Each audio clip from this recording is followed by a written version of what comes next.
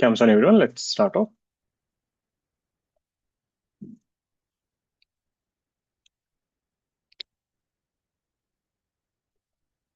The last thing that we did, we started with RC circuits. So we did RC charging and RC discharging. Hope everyone has gone through that stuff.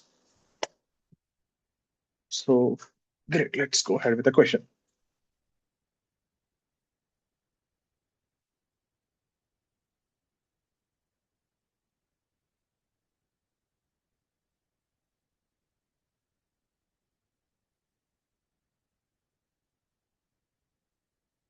So we got a battery, resistance, capacitance, and this capacitor, right? Initially, already this plate has a charge minus 2 CV and plus 2 CV.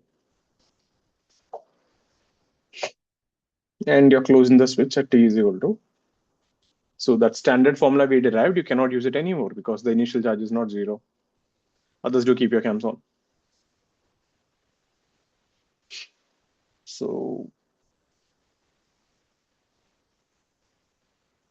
find charge on left plate at time t.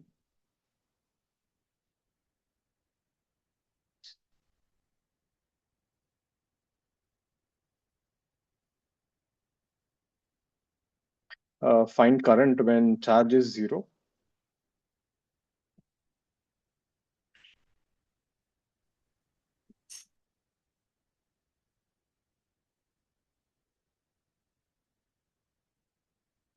Find time when power in the capacitor is maximum.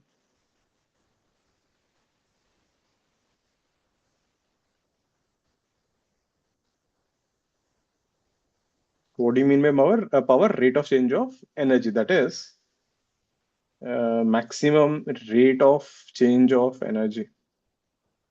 See, the capacitor is getting charged, so there is energy entering. So the thing is, at what time will that, that rate of change of charge, maximum amount of energy when it is getting stored, maximum rate of change of energy.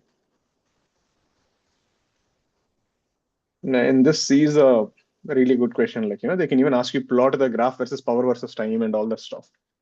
But, yeah, let's get this thing.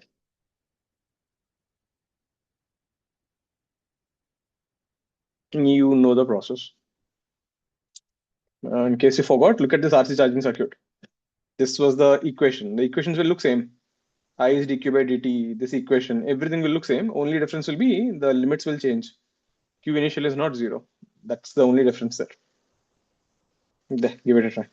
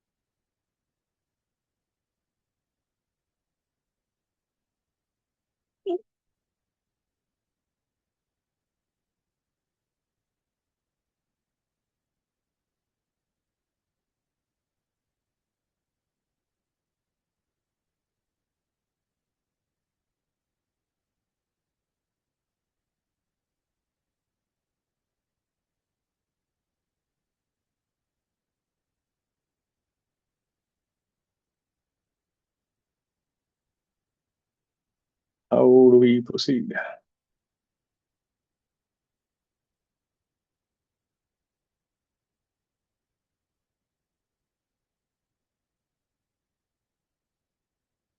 Okay, let's write the equation.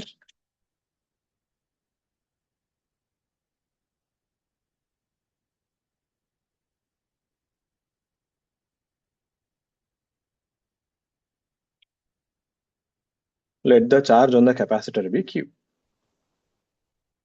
Let the current be I. Then we know I is equal to dq by dt. Nothing changes. The equations will look exactly same. Then we'll apply loop law. V minus IR minus Q by C is equal to 0. I can be written as dq by dt. This will be CV minus Q by RC is equal to dq by dt. This will be dq CV minus Q is equal to dt by RC. When time is 0, the charge on the left plate was minus 2 CV. This was small q and this is time. So that's the only difference there. The lower limit will change. Now once you integrate this will be ln CV minus Q. Limits will go from Q to minus 2 CV is equal to T by RC. Substitute there. That will be ln CV minus Q by ln CV minus 2 CV, that is 3 CV. This is CV minus Q is equal to 3 CV into e power minus T by RC. So from here we get Q is equal to CV into 1 minus 3 into e power minus T by RC. This is your charge as function of time t. If you differentiate this, you will get current. So this will be V by R into 3 times e power minus T by RC. This is your current as function of time t. This is the charge and this is the current. The second question you're asking, find current when the charge is 0. When Q is 0, we get time is equal to RC ln 3.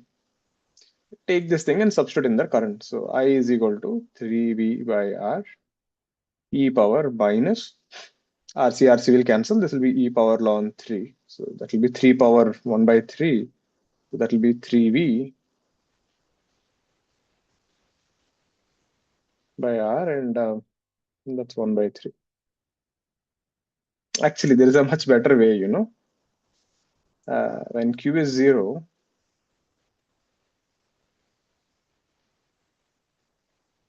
so you're saying at that instant, okay, Q is 0. This is I and you can apply Kirchhoff's law. V minus IR, capacitor is anyway 0, is equal to 0. I is equal to V by R. That was faster, isn't it? At that instant, capacitor has no potential difference. So all the potential must have gone across the resistor. So I is equal to V by R. That was actually much easier than actually finding time and substituting. You would have got the same thing.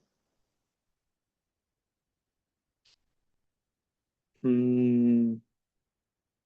Yeah. What about the third one? Arya, try to plot a graph, power versus time graph. Now, power. Just to tell you something here about power, listen to this thing. When someone asks you what is power in a device, any device, power is simply voltage across the device into current. That's it. It doesn't matter what device it is, resistor, battery, capacitor, inductor, AC circuit, anything you can think of. This formula is always valid. Power in a device is voltage across the device into current in the device. This is valid for any system. So power in a capacitor is voltage across capacitor. The thing you learned in school, na, I square R, that is bullshit. That is only for resistor, and that actually comes from V into I. So don't use that for everything. V into I is useful for anything into current and capacitor. So now try. I'll give you a minute. You already know the current, you know everything. So give it a try. Find the power in a capacitor. Find the time when the power is maximum. If you can draw power versus time graph, that will be great.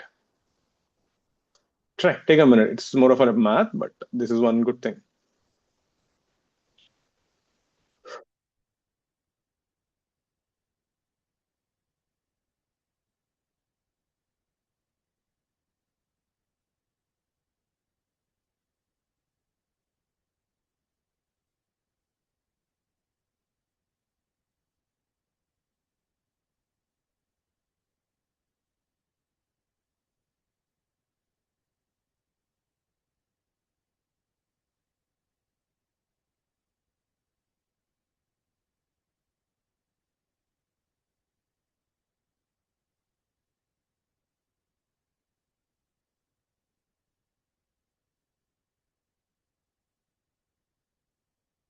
Okay.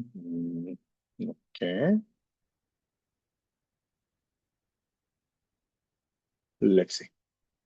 So what is the voltage across the capacitor? Q by C. What is the current in the capacitor? I. What is Q? We just now derived CV into all this stuff. So that will be V into 1 e power minus T by 3 into e power minus T by RC. What is current? 3V by R into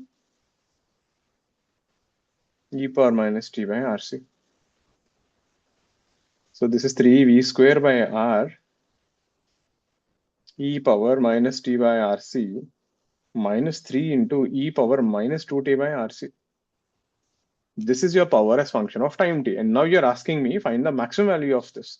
How do we get the maximum value of this? dp by dt is equal to 0. If you differentiate this, you get 3v square by r.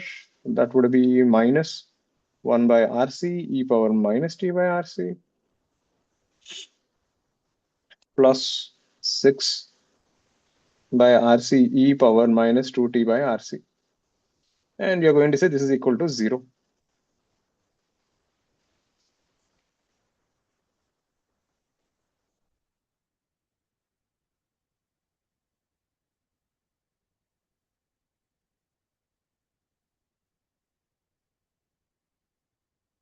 If you equate it to 0, then you end up with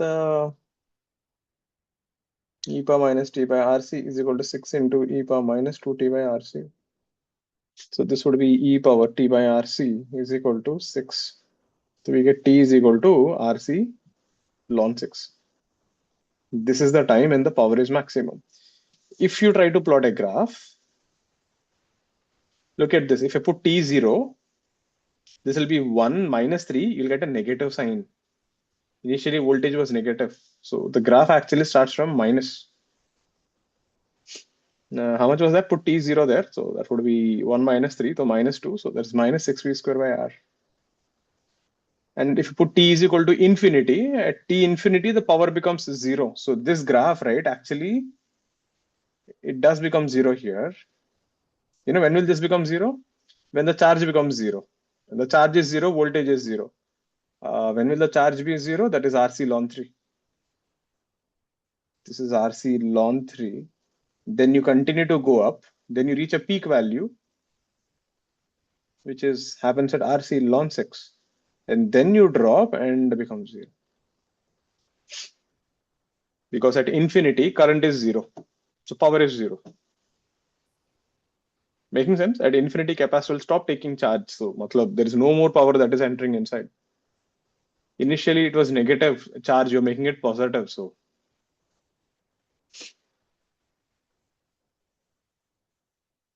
initially, actually, it is dissipating. The negative charge is going off. Capacitor energy is decreasing. And then again, it increases. Once you become 0, then the plate becomes positive. The graph is a good one. So RC ln 3 is the point when the power becomes 0. RC ln 6 is the maximum power. So you can substitute and check it out. All clear with this? The graph simply comes from here. You can put the values and say T0 and T infinity. And maximum minima gave you RC ln 6. This is a very good one. Right? The power ka part. Most people talk about charge, most people talk about current, but when it suddenly comes to power, it does change a bit. All clear with this?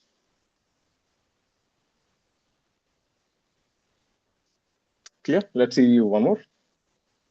It's a good one. So this is the reason I told you you should know your derivations. If you just remember the formulas, you'll be gone.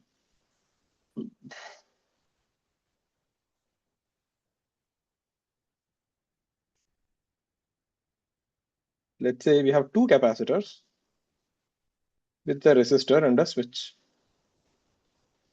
Let's say this is C and this is 2C. Let this charge be 2CV and this will be minus 2CV. This charge be 3CV and this would be minus 3CV. Now, when you close the switch at T is 0, I want you to find the charge on this green plate. Find the charge on the green plate at time T.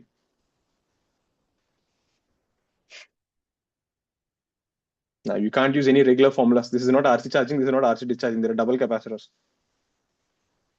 But the idea is still the same. I is dq by dt, Kirchhoff's law, then you integrate. Let's see how you do this.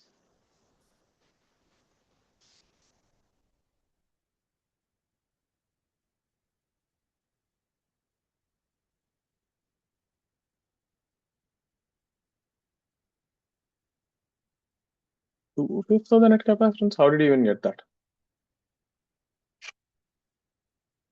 Are they in series? Do they have same charge? No. Are they in parallel? No. Intuition. तो solve करो ना अभी. Solve करके end में intuition देखते हैं कितना right है. Everyone should give it a try. Think for a minute. Then I'll show you the distribution. Then I'll give you another minute or two to solve. First, you try to figure out distribution बस. Current and charge कैसा draw करोगे?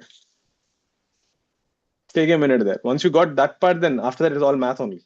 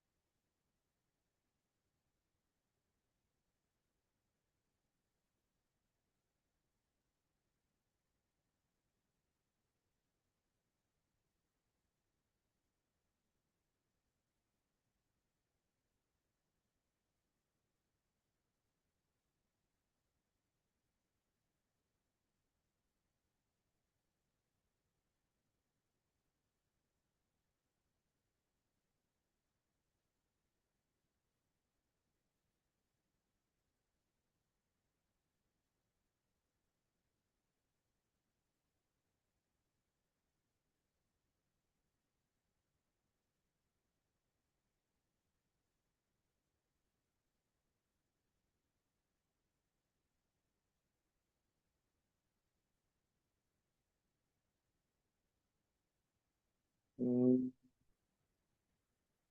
If I put T0, you're getting 2 CV. If you put T infinity, you're getting 5 CV by 3. Okay, let's see.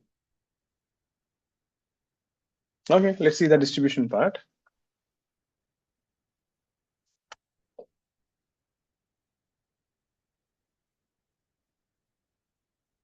So when you close this is C, this is 2C, this is R. So start like this. Let the charge be Q. Let that be Q. Okay? And let the current be I. You can do this thing. So if this is Q, this is minus Q. Now, because charge is conserved, what is the total charge here? 2 CV plus 3 CV. 5 CV is the total charge. So if this is Q already and the total is 5 CV, that means this plate should have 5 CV minus Q. Is that making sense? The total charge on those two plates must be constant. So, and you're done basically. That's your distribution. What is I? dq by dt. Why? Because see what you did. You took I going into the plate. So I is dq by dt. If you have taken I this way, then you'll take I is minus dq by dt. Are you clear with that? The rate of change of charge on this plate is the current. So you can do that. So I is equal to dq by dt. And then apply Kirchhoff's law. I will go this way. Positive to negative minus q by c minus IR. I'm going from negative to positive. 5 CV minus q by 2c is equal to 0. Bas ho gaya. At this point, physics got over. If you just, this is what I keep telling you. You just have to write only two equations every time. One current के equation, one Kirchhoff's law.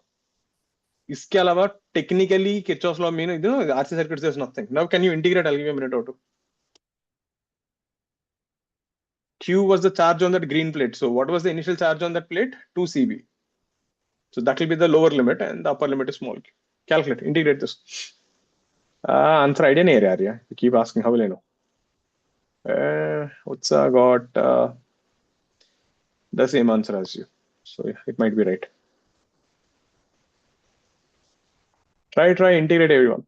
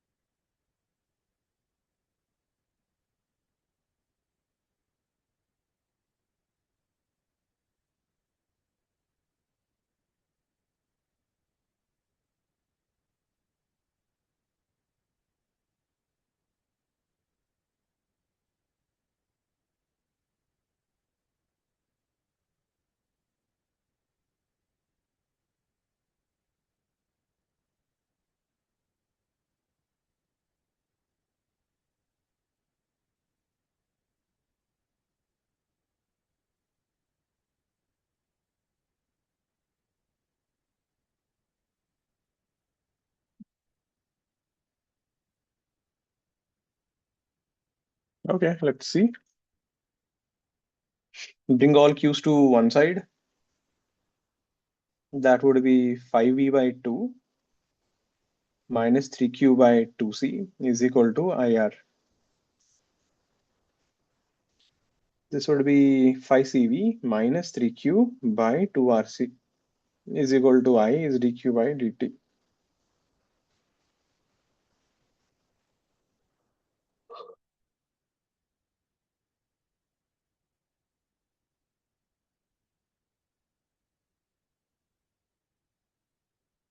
0 to t, and the initial limits were 2cv to small q. That would be minus 1 by 3 ln 5cv minus 3q. Limits will go from 2cv to q is equal to t by r 2rc. Substitute there q and substitute 2cv. That will be 5cv minus through q by 3cv is equal to 3 will go that side, so it will be e power minus 3t by 2rc. Then you get q is equal to cv by 3, 5 minus 3 e power minus 3t by 2rc.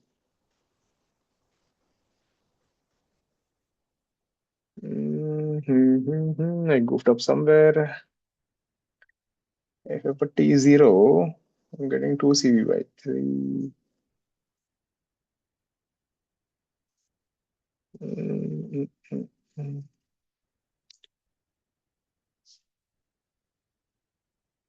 5cv.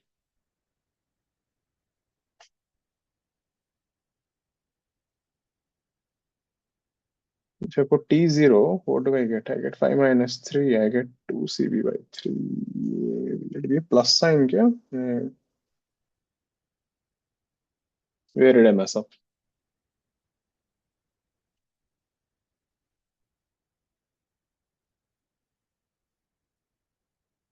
Mm,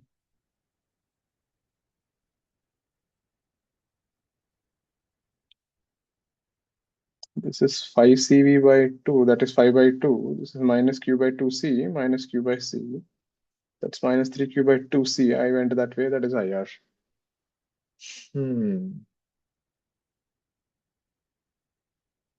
Then when you integrate this, you got dq 5cv minus 3q dt by 2rc. That is minus 1 by 3 ln 5cv minus 3q. If you substitute q here, you get 5cv minus 3q.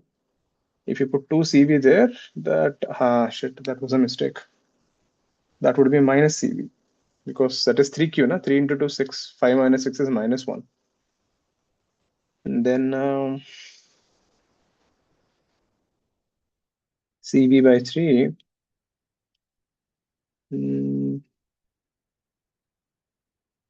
get 5 plus e power minus 3t by 2rc. Yeah. How do you know? How do you know it was wrong? When I put T0, I'm not getting 2cv. So that was a mistake. All clear with the steps. Like I said, once you got the two equations, after that it is just max. You guys are good at integration. I think max में इतना तो हो गया already, right? You can handle this level of integration. Clear with this? Yeah. हो जाना चाहिए अभी तक integration. Now, if you see something interesting, right? If they just ask you time constant, it looks like as if these two capacitors are in series, 2c by 3 into r. That is a time constant, isn't it? Because the time constant does not depend on your initial charges. So you can actually treat them initially, both the capacitors are in series and finish it off if you just want time constant. Clear with this?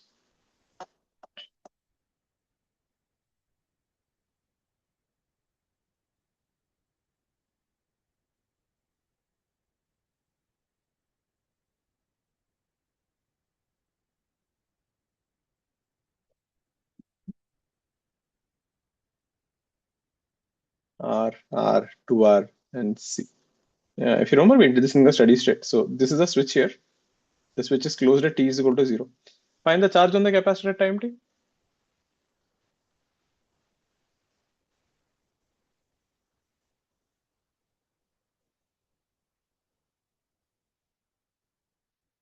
So first we will do this with brute force integration. Then I'll show you a way to do this without integration. But first we need to do integration. How will you find the charge on the capacitor at time t? Initially it is empty. If they don't say anything, it is empty.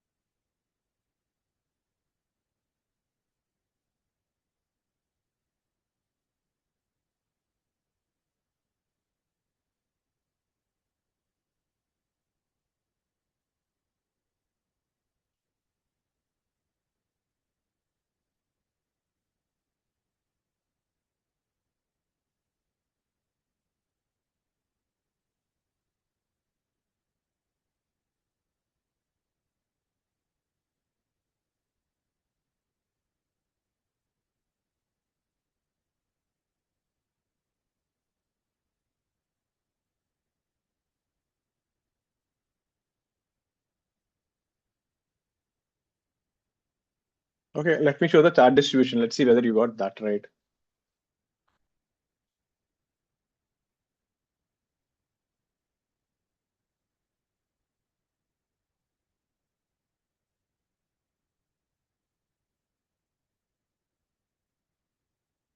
So let the battery give current I.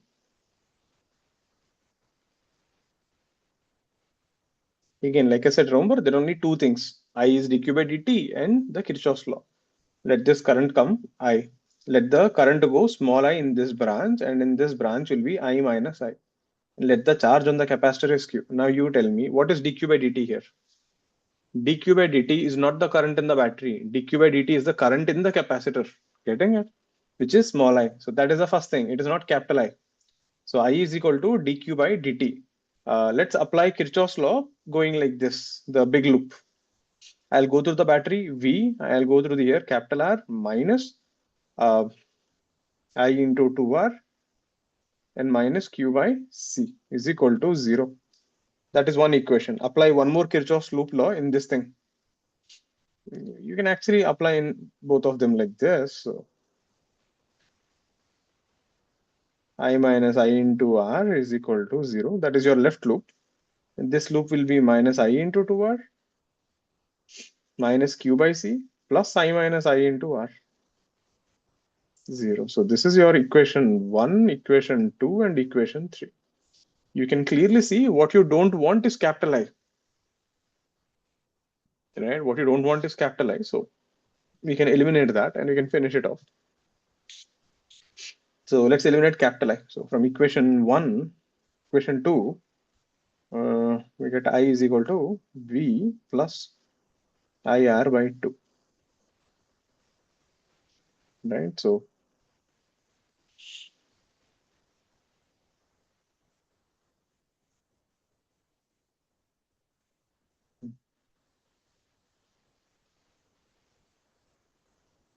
take this and substitute here. This will be minus 3 IR minus Q by C plus I into R will be V plus IR by 2. There, I eliminated capital I from there. We get V by 2 minus Q by C minus 5 IR by 2.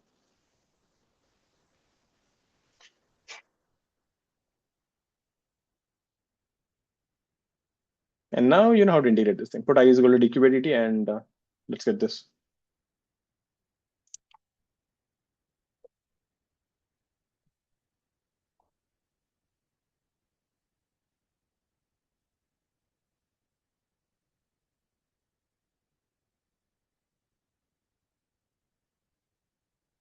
V by 2 minus Q by C minus 5 IR by 2.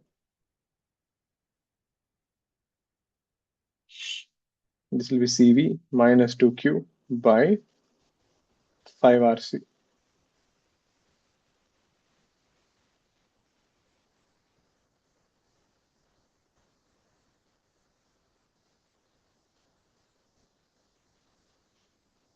integrate this 0 to t, and this is 0 to small q.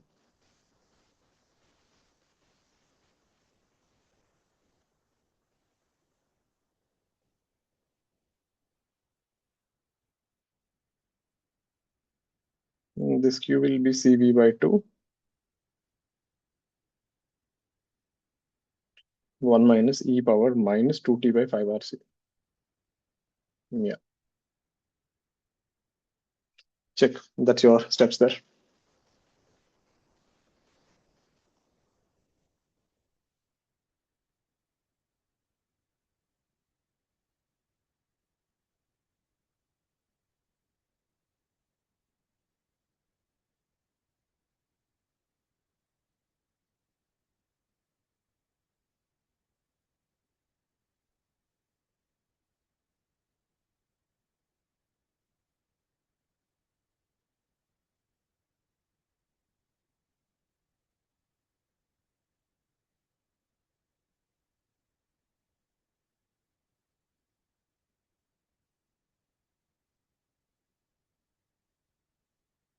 You can see how big it is. Like you literally do all this and finish it off. There is a way to do this without any integration.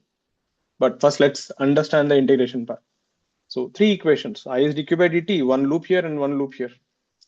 I is equal to small I is equal to dq by dt. That means you don't want capital I, so you have to eliminate capital I from equation 2 and 3. Once you got that, then it's just a matter of integration. So please have a look at the steps.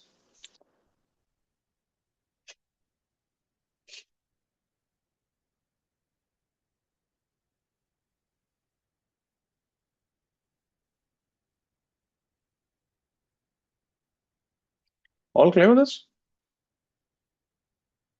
Now listen, this thing, we'll call it the general solution. So far, when you have looked at all these questions that we did, you noticed one thing. It always looks like something like e power, some power. All answers look like that only. So seeing from here, we can write a general solution where you can say q is equal to a plus b into e power minus t by tau. There. A and b are constant. So let them give any kind of RC circuit. You can use this and finish it off. And tau is your time constant.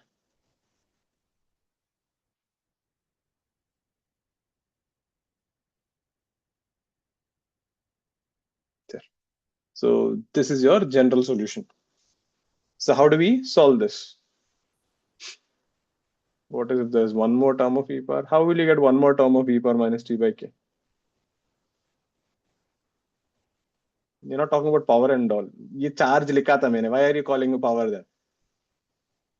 Why didn't you say this is force then? बोल देना सबके लिए चिपका देना formula लेके. Force, velocity. Use it where it is required, अरे. That's what I said. This is valid for charge. So how do we use this? Step one. देखो, technically there are three variables, right? If I can find A, B, and tau, my job is done.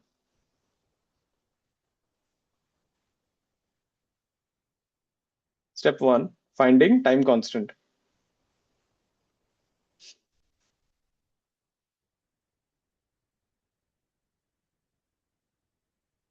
How do you find time constant? This itself is a thing there. Replace all the batteries with wires.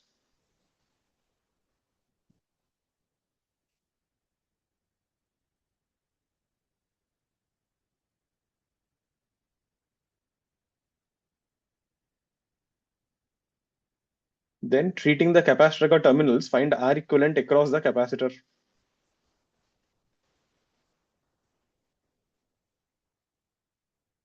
Then you say time constant is R equivalent into C. Example, let's look at the one which we did right now. You can have 10 batteries, it doesn't matter. You can replace all the batteries with wires. The logic is something like this, For an RC charging and a discharging circuit, the time constant is same. So if I remove the battery and make all wires, it will become a discharging circuit. So 2R and C. So replace the battery with wires. This is how the circuit becomes. And you have to find the R equivalent across the capacitor terminals. So this R and this R are in parallel. Look at the same potential difference. And this 2R is in series. So R are parallel, R by 2, and R equivalent will be 5R by 2. Therefore, time constant will be R equivalent into C, which is 5RC by 2. If you look at the previous problem, we got the same thing, 5RC by 2.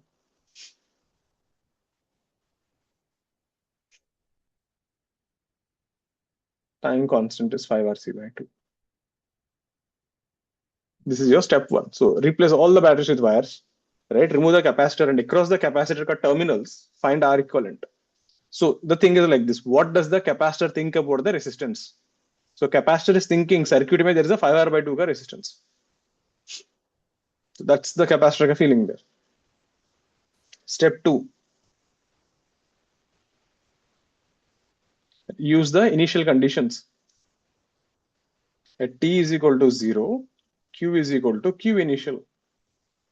This will be given in the question, which is a plus b into e power minus t by tau. So if you put t is equal to 0, you get q initial is equal to a plus b.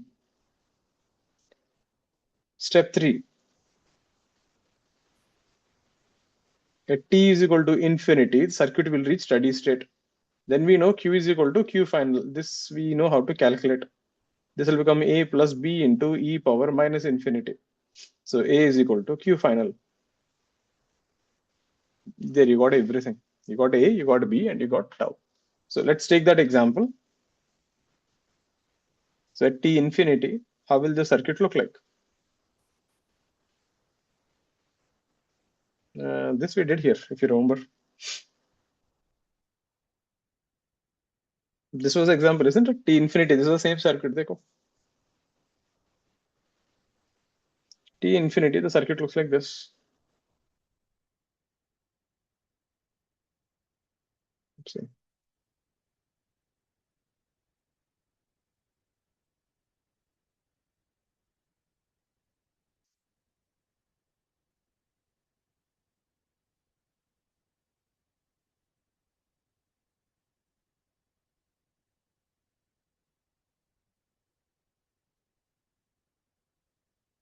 There, at t infinity, the charge was Cv by 2. So Q is equal to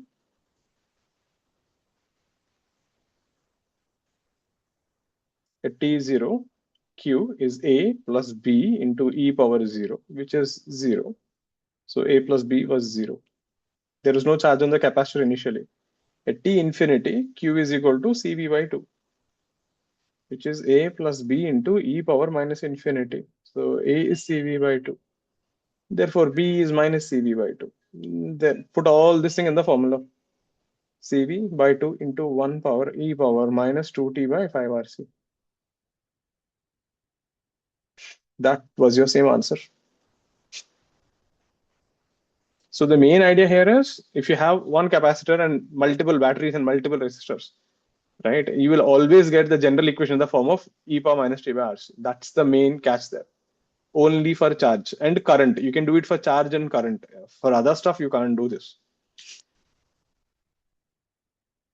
Step 1, replace all the batteries with wires, find R equivalent across capacitors.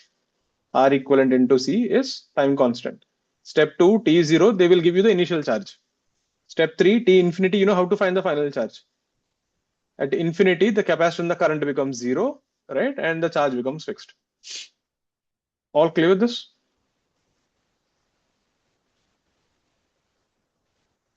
Now using this without integration, right? So this thing actually saves you time and it's better. And remember this thing, exact same thing we'll see later also. Now you guys do this without integration.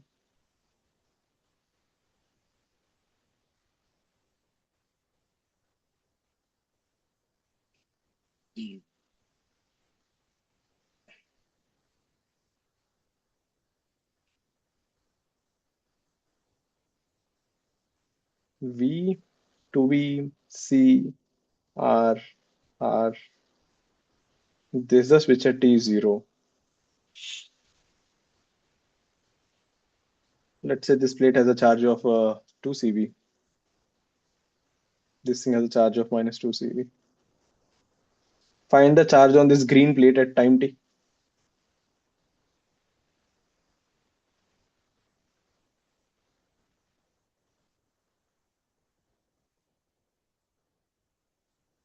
Using the general method, general solution.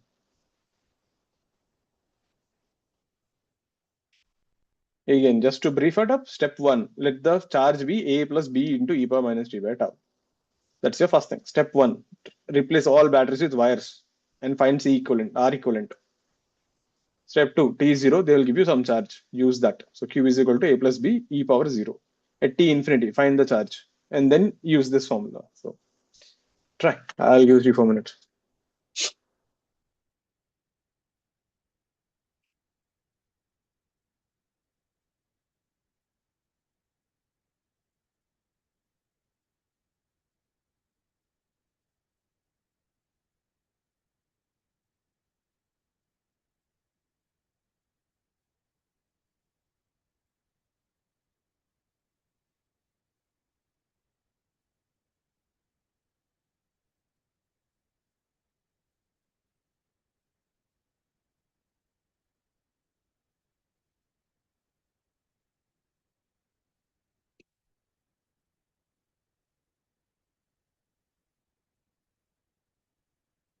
I hope everyone is clear with this thing. Anyone not clear or convinced with this, please ask me.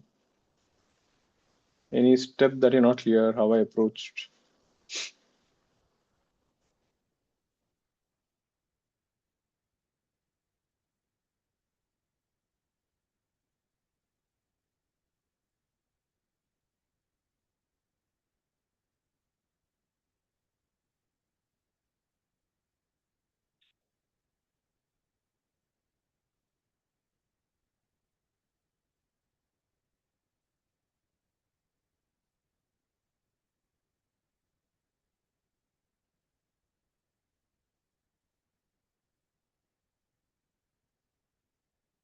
What is the resistance? Oh, that is 2R. My mistake.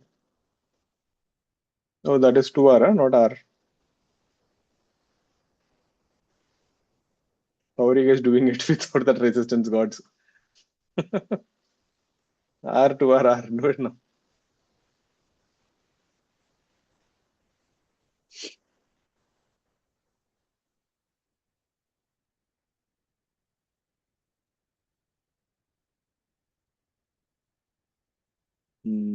My mistake. So, yeah, let's do it. I'll give you more time.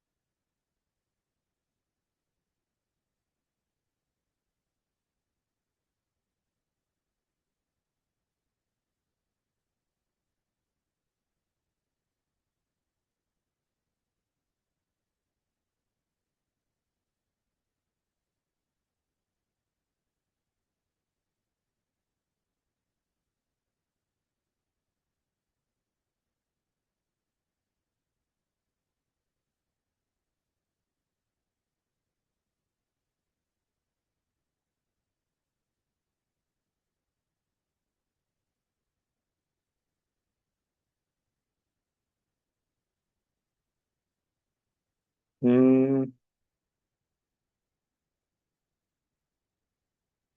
let's see. I don't remember the answer. Could be right. Time constant looks right, though. Yeah, time constant is right.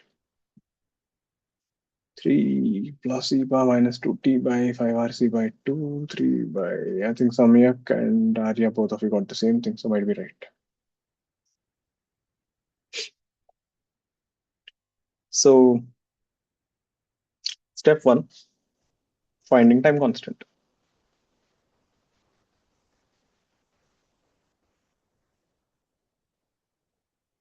How do we do that? Replace all the batteries with wires.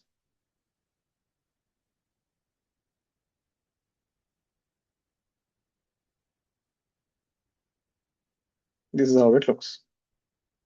2R, R, and R. You want to find R equivalent across these two terminals. This R and this R are in parallel. I hope everyone is able to see that. Look at this thing. If this is A, this is A. This is B, this is B. They have same potential difference. So R by 2, 2R. So we get R equivalent is 5R by 2. So time constant is 5RC by 2. So in some exams, they'll ask you just find the time constant. So it becomes pretty easy to do from here.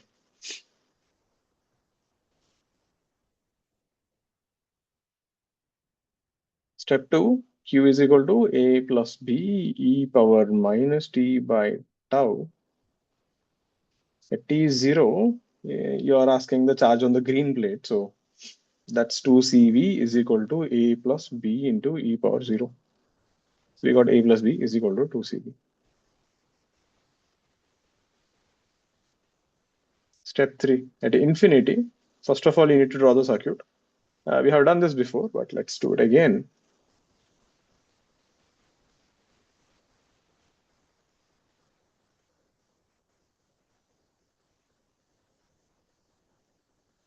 V to V.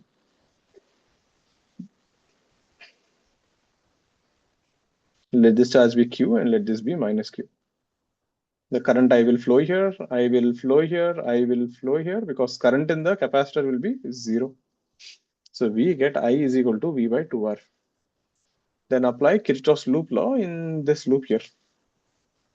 That would be V minus IR minus small I into 2R minus 2V plus Q by C is equal to 0. Small IR is 0. That is minus V. That would be minus. You get Q is equal to 3CV by 2. 2V minus V minus V. IR is V by 2 minus V by 2. Yeah. So at T infinity, your formula becomes Q is equal to 3C V by 2 is equal to A plus B into e power minus infinity. That is 0. So A is 3CV by 2. If A is 3CV by 2, then B is CV by 2. You know A, you know B, you know everything. So just take it and dump it in the formula there. So Q is equal to A plus B e power minus T by tau. This will be 3CV by 2 plus CV by 2 e power minus 2T by 5RC. Take out CV by 2 common and you'll get it. Is that making sense? See, you can avoid all that integration. Saves you time. This is one way to handle this. You can do brute force integration or you can do the steps.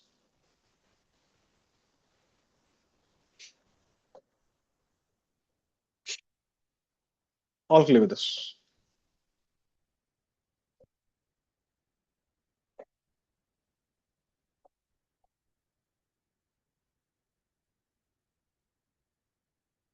You can do this even for this one also, the double capacitor wala. You can treat both the capacitors as one capacitor. They'll get 2C by 3 into R. You'll get time constant. You want charge on this plate. Initially Q is 0, 2CV. Finally charge kitna hoga? At infinity, the charges, right? The current will be 0. The charges will distribute in such a way they'll have same potential difference. So this will divide in the ratio of like 5CV by 3 and 10CV by 3, something like that. That's your Q final. And you can put it there and solve. You'll get the same answer. It works. We will include 2V even if no current will pass. Na? Because see, even though current is not passing, but when you write Kirchhoff's law, you're still passing through the battery, right? Forget about the current over here. Dekho na, in this, I wrote the equation. Dekho, see, I wrote V minus IR minus I into small 2R minus 2V, right? Small I is 0, na? Why will voltage be 0? Is that making sense? But if there's a voltage difference, wouldn't current be passing through? So Again, be careful with that statement. If the voltage difference across the resistor is 0, then the current in the resistor is 0. But you can have a battery beside. That is not a problem. For example, if I say there is a resistor and there is a battery, let's say this is 2 volt and this is 2 ohm and the current is 0. So now since the current is zero, will you say the potential difference is zero? If the current is zero, potential difference across the resistor is zero. मतलब ये potential difference zero था, not this potential difference. Making sense?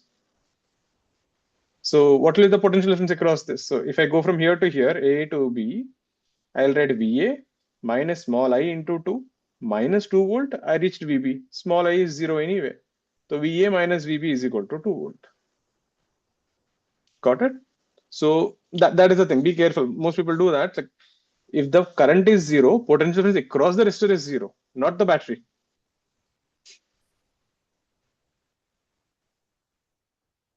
All clear with this. So that's a little about RC circuits. The next thing, a non-ideal battery. So till now we have dealt with ideal batteries, meaning they had no resistance and all. But in real life, the batteries always have some resistance. So due to the materials used in the construction of a battery,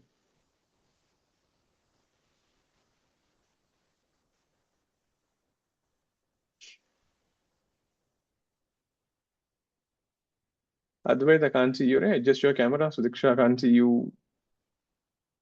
Everyone, adjust your cameras a bit. Make sure your faces are visible on the screen.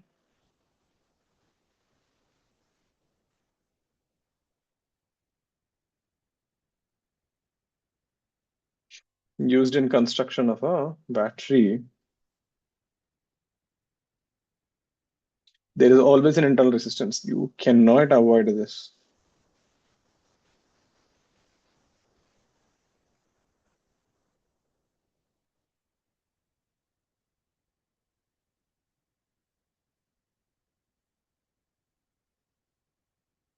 So this is how we represent the symbol. So battery, we use the symbol E for EMF and small r for internal resistance.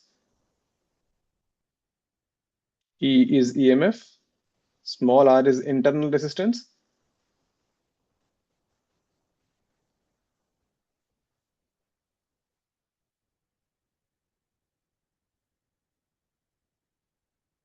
Did you ever notice this? If you put a battery in a remote and just leave it there, after a month it stops working, even though you don't use the remote. The battery gets discharged. Or did you ever buy a new toy and when you open that, the battery, right? They keep it like this. There is a battery here and there is a piece of plastic, blocking the circuit there. You have to remove that plastic and then it works. So if you just take a battery and put it in this thing, even without doing anything, there's an internal discharge. So it happens. So when you give a battery, right, this whole package is a battery. You cannot remove that smaller from the circuit. So that whole thing is a battery. So this is A and this is B. So again, there are two cases here. If the current is going into the battery, so let's say current is coming out of the battery. So this is discharging. The battery is giving you energy. And now if you write the potential difference VA and VB, VA minus VB will be E minus IR.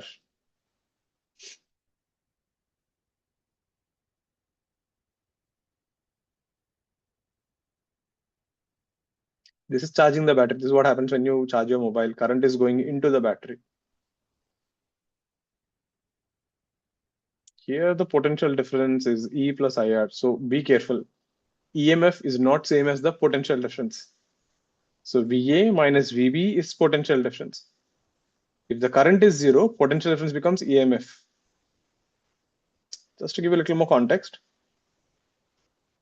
So potential difference can be greater than EMF also. It can be equal to EMF also. It can be less than EMF also. That internal resistance is always part of the circuit. You cannot ignore it. You cannot remove it. It is always there. So just to give a little idea, say. So next time when you buy the Duracell battery or Eveready battery, right, it will be written 1.5 volt. You're not actually getting 1.5. So let's say we have a battery of 2 volt with a 1 ohm resistor. And let's say you connect this to a 3 ohm resistor. So technically, this is the battery. That 1 and 2 together is a battery. Current in the circuit is I.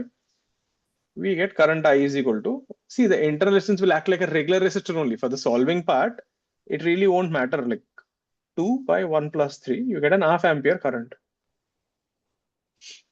What is the potential difference across the battery? The potential difference across the battery,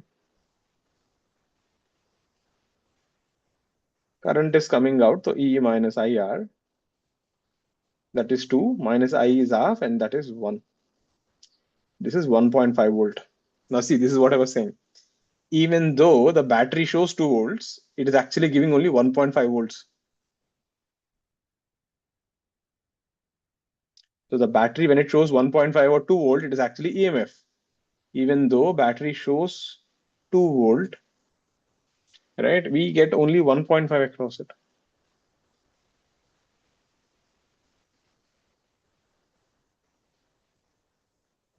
So every time you use the battery, the more current you draw from the battery, the less voltage you get. Did you ever see this thing? When you start your car, the headlights will dim and then come back to normal. Did you ever notice that? Did you ever notice that? Next time, observe that. When you start your vehicle, right, the car lights will dim and then come back to normal. I don't know if it happens nowadays, but when I was in school, it used to happen a lot. My refrigerator, right, suddenly used to make a sound like karke, and then the compressor basically starts. And then suddenly the lights in the kitchen, right, dim for a bit and then come back to normal. You must have noticed it when you switch on an AC or a refrigerator or a mixie, something which takes more current. You will see the lights will dim a bit. Now it is at all LEDs, so you can't see it. But if it is a bulb, you can clearly see. The bulb actually dims and comes back to normal. Ever seen that? Next time, observe that. Car, it happens a lot. Because when you start a car, to start the engine, you need a large current for a small time. So if you pull too much current, the voltage drops, the lights become dim. After the car starts, you don't need the current. So the voltage will come back to normal and it works. So let me show you how that would look. Generally in the house, all the circuits are connected in parallel, E and R. Let's say we have a bulb here connected to the battery. And let's say we have a resistor here connected to the switch. Let's call this R1 and let's call this R2. So initially you're getting some current I1, where I1 is simply E by R plus R1. So this current is going through the bulb and you get the potential difference. And potential difference VA minus VB is nothing but E minus I1 into small r. Now what happens if you close the switch?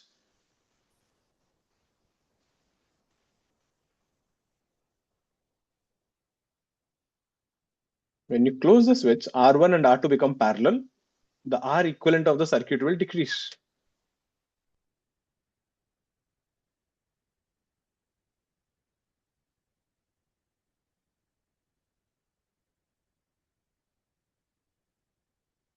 Now the current in this thing would be I2.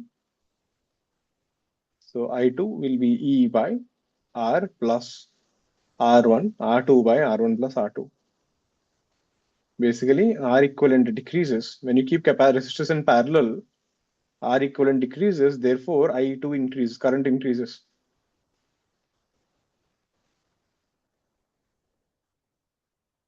Because the current increases, the potential difference VA minus VB, which is E minus I2R, this decreases. Therefore, since the potential difference decreases, therefore the bulb becomes dim.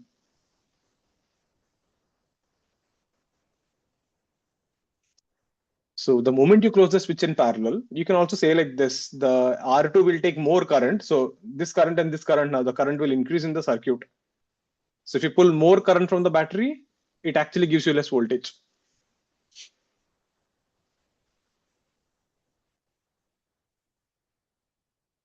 Is this clear, everyone? So next time you see a car, when you're starting the engine, observe this. Look at the headlight. It dims and comes back normal. You can clearly see this happening with bulbs normally.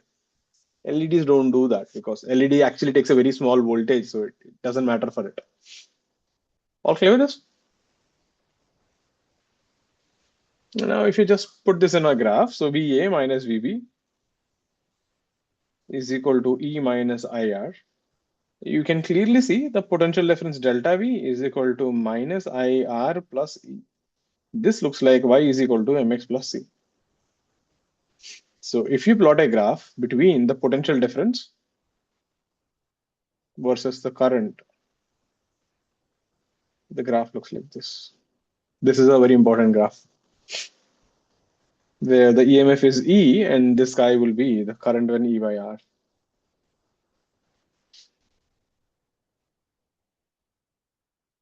Example, the question would be like this at a means. The potential difference across the battery versus current is given. They will say this is 10 volt and this is a 2 ampere. And they'll ask you find the EMF and the internal resistance of a battery.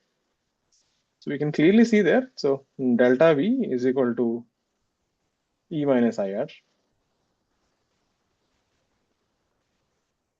When I is 0, delta V is equal to 10, which is E minus 0. So E is 10.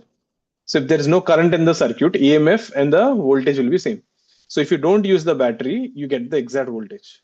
That is the sad part. The moment you use the battery, you won't get the voltage.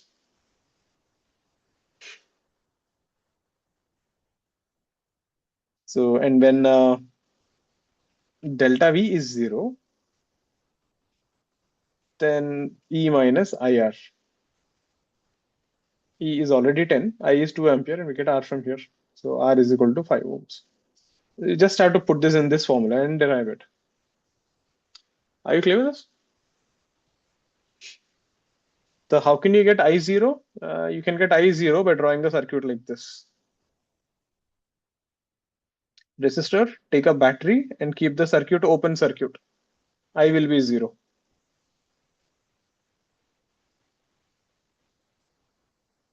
How to get delta V0? Take the circuit and the battery and short the circuit. Delta V is 0.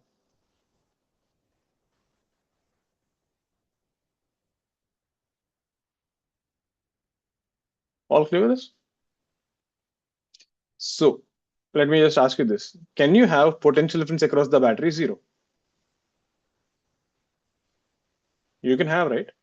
So can a battery have current even though there is can the battery have potential difference even though the current is 0? So be careful with that. Again, the same thing, huh? Because the battery also has a resistance. Don't get confused. The potential difference, this is A, this is B. They're made of same wire. So potential difference is 0. But current is not 0. Current is E by R. Clear with this? So if the current is there is a potential difference across the resistor and a potential difference across the battery. Together it is 0. Individually they have. Clear with this? So that's a bit about the battery. Take a break, come back by 9:40. We'll continue from here. We will see more on this. Any doubt so far? Chal, come back by 9:40 then.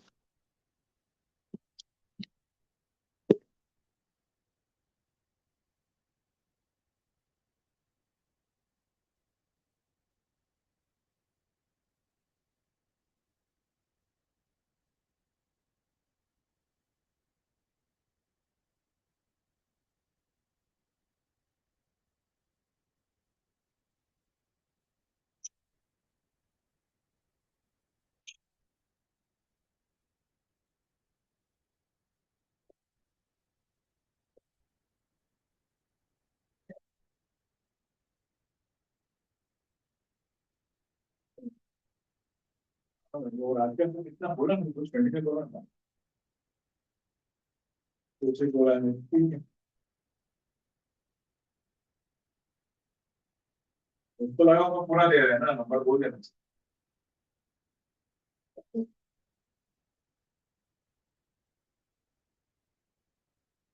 Number बोला ठीक है चल। सुबह आपको सही ने दो नाम दिया बात कर लिया ना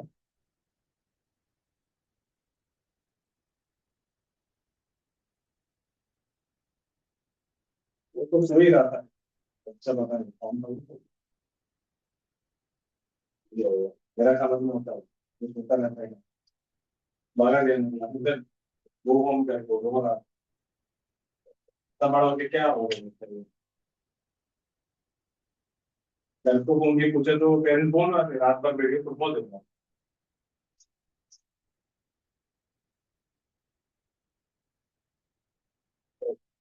और दूसरा तो ना, राइसर का क्लास कभी भी होता है, कभी वॉशरूम जा रहा हूँ देखता ना विंडो में राइसर से बोर्ड पे लिखे नीचे स्टार्ट करने वाला हूँ।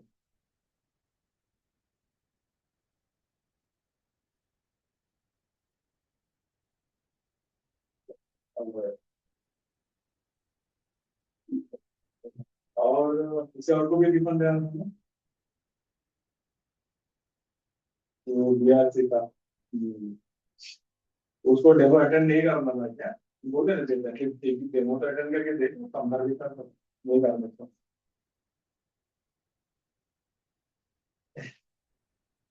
तो तरफ से होगा।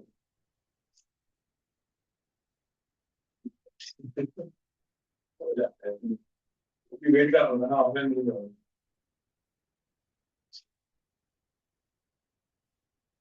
ठीक है तो आप नेक्स्ट मंडे से चालू कर, ये मंडे का नेक्स्ट मंथ, नेक्स्ट मंथ 29।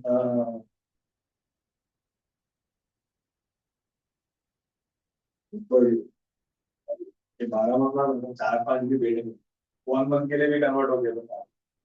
बस वो बैच का एटलीस्ट है ना 2-3 बैठना चाहिए, एक बैठेंगे तो क्या करेंगे इनके पास। तो 3-4 मंथ काफी है यार, ऐसे कुछ नहीं कि सो गया नहीं। ठीक है, तो ऐसा तो बढ़ गया। 3 बजे का आज मैं क्लास में तुम लोग आपको दिया है।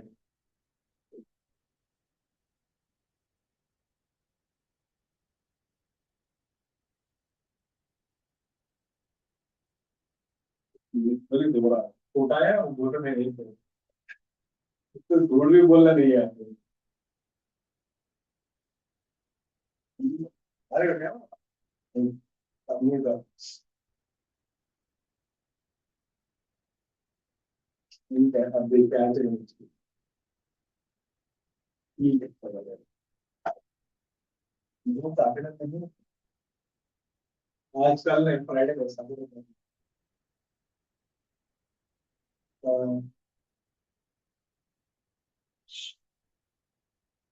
इसमें तू उतारा रहेगा। चलो तू लेके जा रहा है।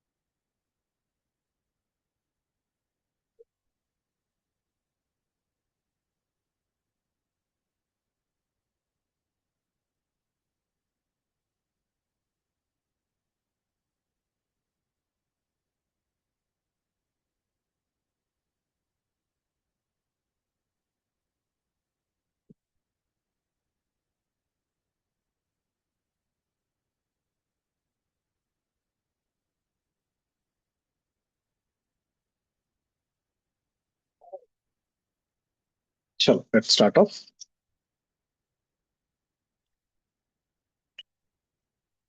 Combination of cells. Camps on everyone.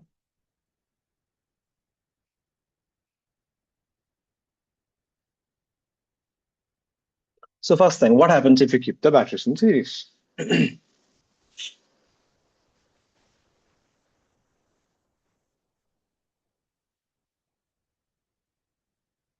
So let's say keep all of them in series in same polarity.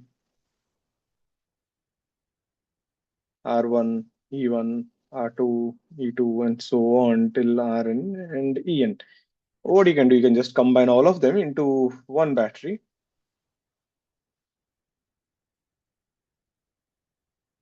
This would be E equivalent and this would be your R equivalent.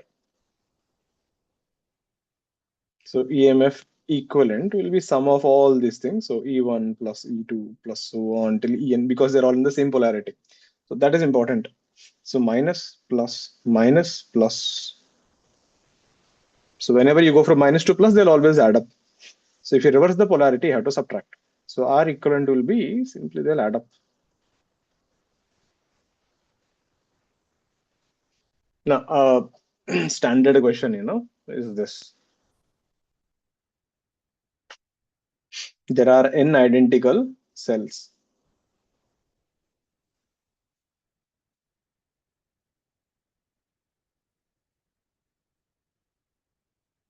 I'll start removing people from the classroom. Just give me a minute.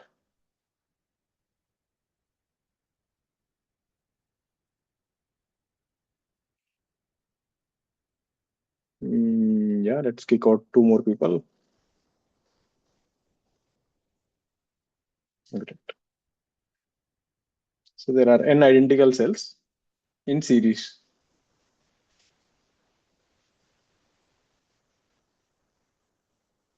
R and E. A student accidentally connects. So there are n batteries.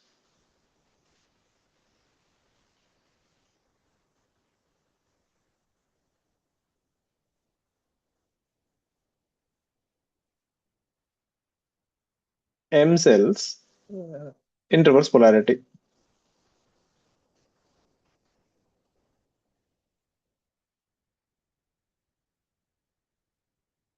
M is less than n by 2. Then what do you think will be the EMF?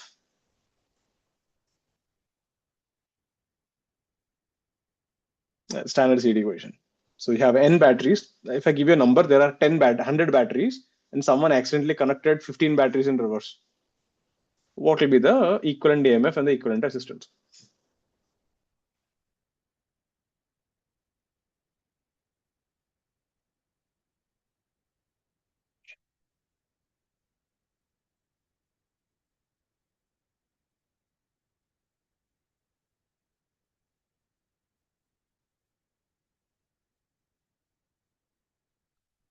So this is what would happen.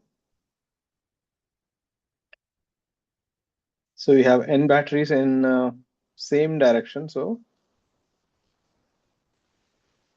we'll have n minus m batteries forward direction, and the student connected m batteries reverse. These are m cells in reverse.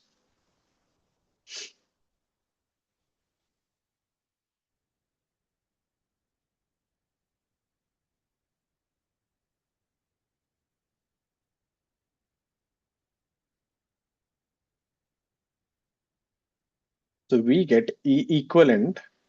Now you have to be careful here. You have n minus m batteries and you lost m more batteries. So this is n minus 2m. Most people think it is n minus m. So just be careful with that. Think of like this. If you have 10 batteries, in that 2 batteries are reversed. So it is not 10 minus 2. You lost 2 batteries already. So you have 8. The 2 batteries which were lost, they became reversed. So you lose 2 more. Are you getting it? It's like in your team, there are 10 people. In my team, there are 10 people. If 2 people from your team come and join my team, what is the difference between us? You lost a 2, I gained a 2. So the difference becomes 4. So yeah, that is a simple thing. And R equivalent will be NR. Resistance does not matter which way you keep it. Clear with that? So it is N minus 2M. That is the only thing. So be careful with that. So if you put in reverse polarity, you have to subtract. Resistances will always add up. Clear, na, Shreyan? Next thing, parallel.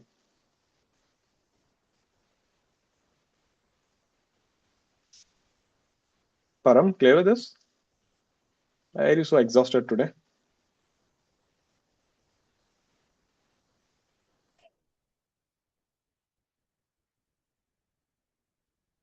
So what if you have n batteries in parallel?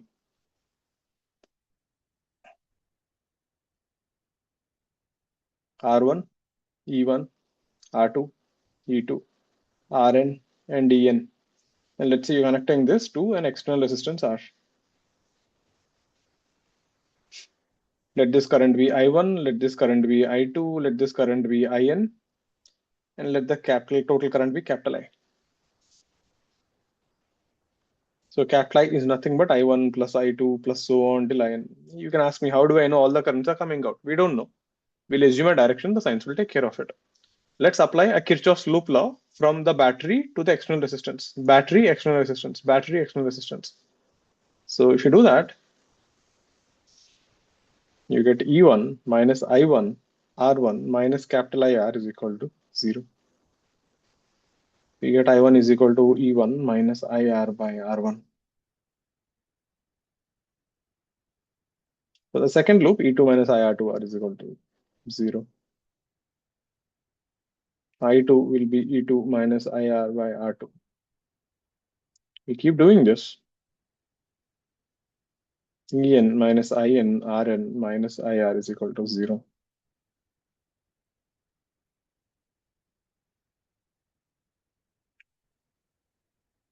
In will be En minus IR by Rn. Now, if you add all of them, I1 plus I2 plus In on the left hand side, and this side would be sigma EI by Ri minus IR sigma 1 by Ri. But the left hand side becomes capital I. This whole thing is again a capital I. So we get the current in that external is sigma EI by Ri 1 plus R into sigma 1 by Ri. That is the current in the external resistor if you have n batteries in parallel. Yeah, a little difficult to remember this, but I though would derive this. I can't remember this. VA minus VB is equal to I. That's the potential difference across the resistor.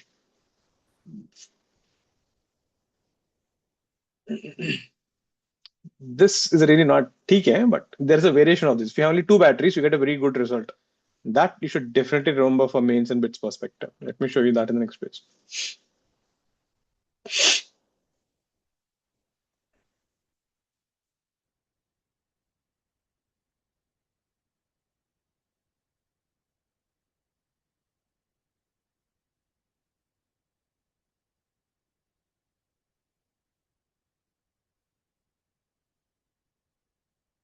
Yeah, so listen to this thing. This is important.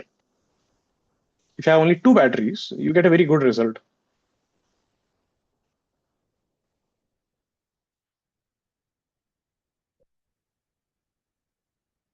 R1, R2, E1, E2. This is same polarity.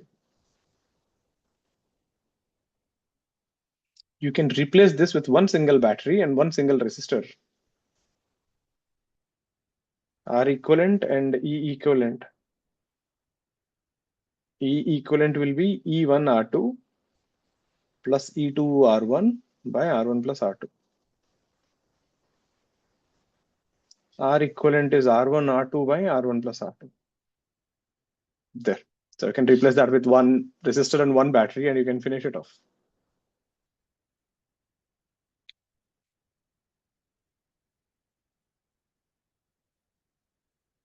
Suppose if the batteries are in reverse polarity.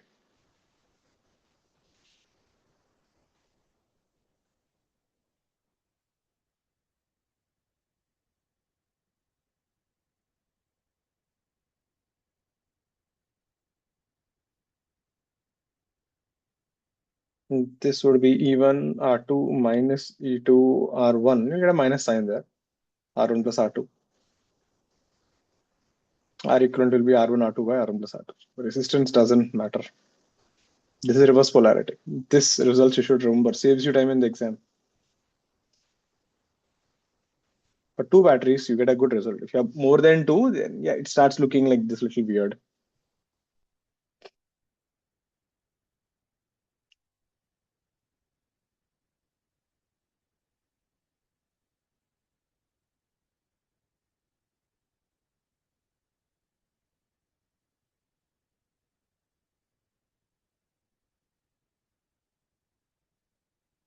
Clear with this?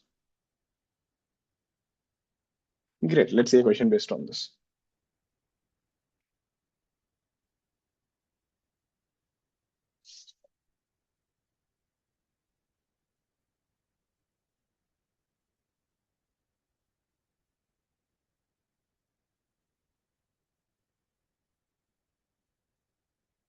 Let's say this is 10 volt, this is 2, this is 5 volt, this is 1 ohm, and let's say this is 2 ohms. Find the current in the 2 ohm resistor.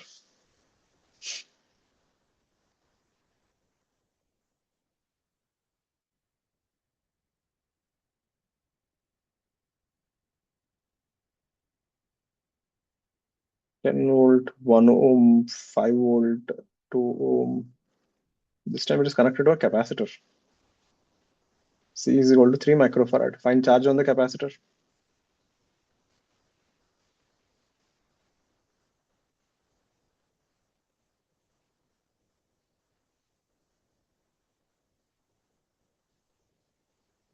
Then now, if you use the thing which I taught you, it will be pretty straightforward to do. Or else you have to say let the current be I. This is small I. This is I minus I. Then Kirchhoff's law, and then solve. Can be done, but yeah, it would take little time. But with this equivalent thing, you'll get the answers pretty fast. Let's get them. In case you want to see the formula, you can have a look at it again. See. E1 R2. So this battery into that resistance and E2 R1 by R1 plus R2. R equivalent, they'll be always in parallel. Get them.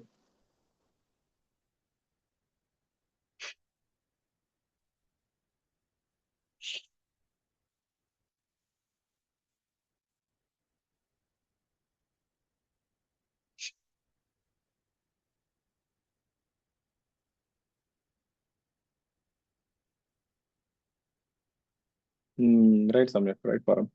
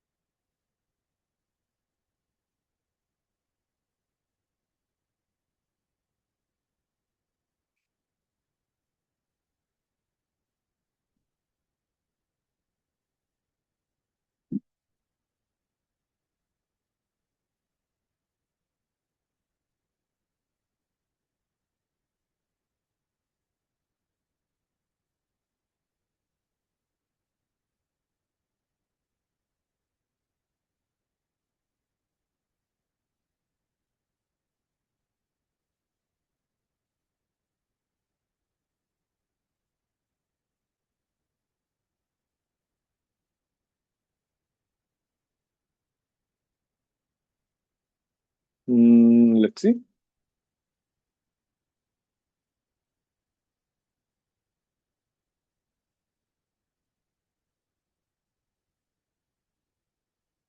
Okay. So you can replace this whole thing with one battery. So E equivalent will be 10 into 2 plus 5 into 1 by 1 plus 2. That is 25 by 3 volts. R equivalent will be 1 into 2 by 1 plus 2. 2 by 3. So basically you can replace this whole thing with one battery and one resistor.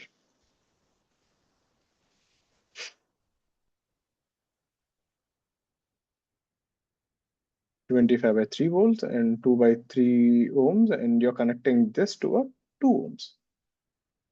So current I will be 25 by 3 by 2 by 3 plus 2. So you can solve this. I'll leave it to you. That will be 25 by 8. Same thing here. If you see, this is plus and minus, this is plus and minus, this is a reverse polarity.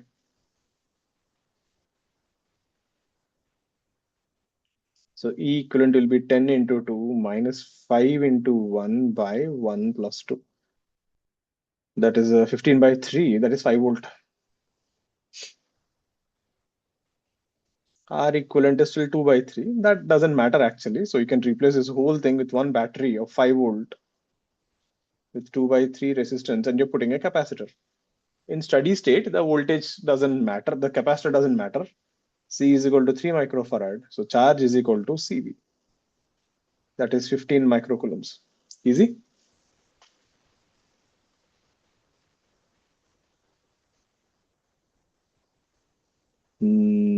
Check your signs. It should be 15, right?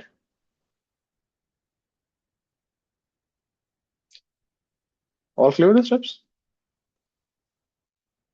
There, it saves you time if you use this. For two batteries, it is a good formula. And you get a lot of questions on this in bits and mains and CET, right? It's a very good to ask. Doesn't take too much time.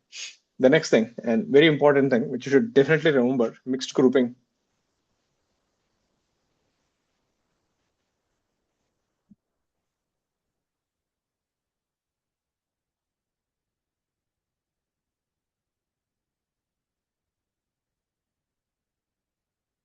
This is really important, Matlab. You should know the formula, or else it would take little time to derive. Let's say if there are n identical cells, if you have capital N identical cells, EMF and R. So there are n cells like this, are to be connected to one external resistance, capital R.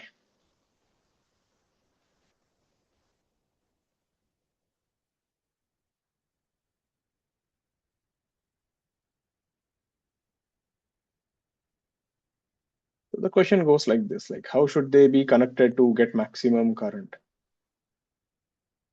The problem is if you keep all of them in series, you get a lot of voltage, but you also get a lot of resistance. If you keep all in parallel, your resistance will be minimum, but your voltage also will become minimum.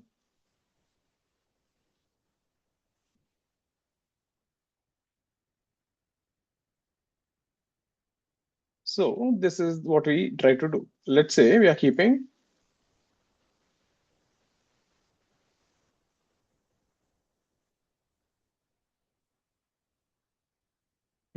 n cells in series, so small n in series. And like this, we're going to create m branches.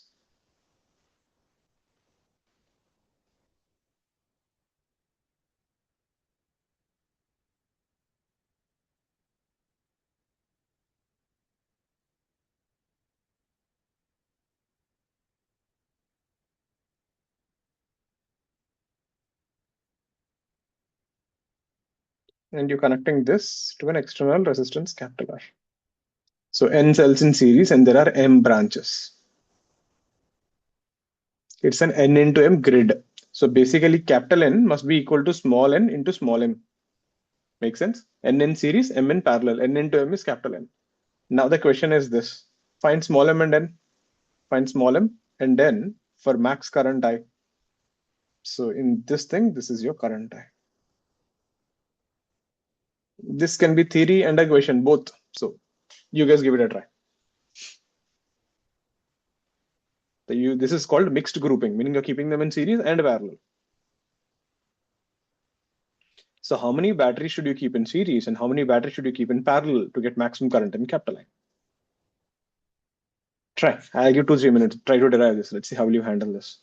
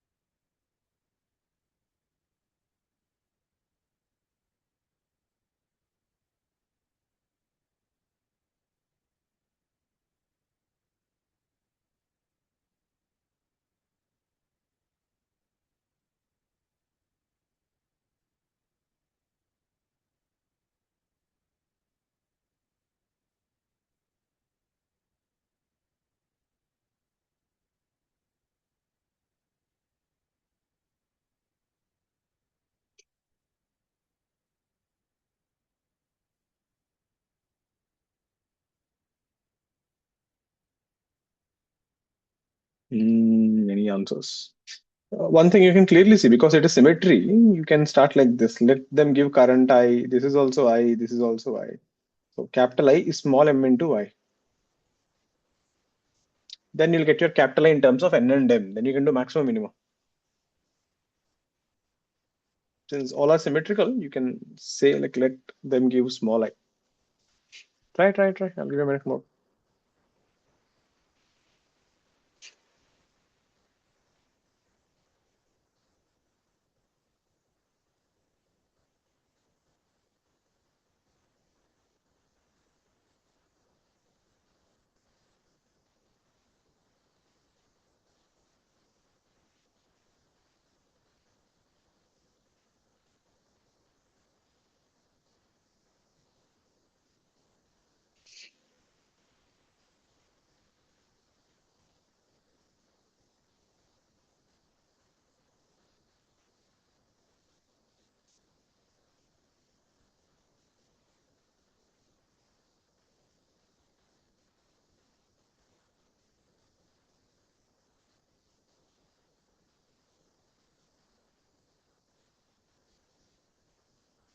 Okay, let's see.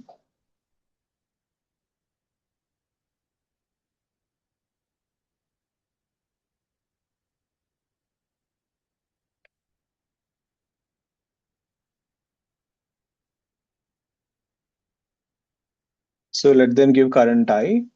This would be I, this would be I, and therefore I will be small m into I. There are n batteries in series, so you can replace them with Ne and Nr. So when you apply Kirchhoff's law through any one loop, you will get Ne minus I into Nr minus capital I into R is equal to 0. But I already know small I is nothing but capital I by M, because see, you want to maximize capital I, not small I. So this would be Ne, and that would be I by M Nr plus IR. So from here we get capital I will be Ne by Nr by M plus R. Bring that N down, you will get E by R by M plus R by N. But we also know capital N, which is a constant, is M into N. So M will be N by small n. Substitute here.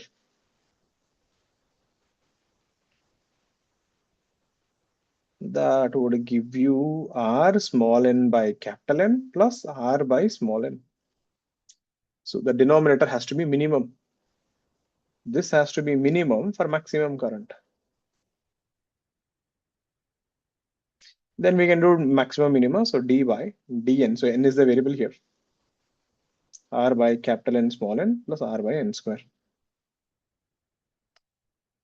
Differentiate this, you end up with R by n. So I'll do it in the next page.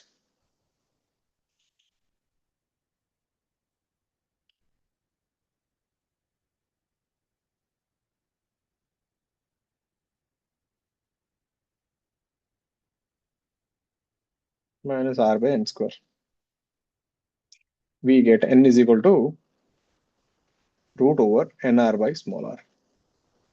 When you substitute that, we get m is equal to root over n small m by n small r by capital R. Check. That's your result, everyone.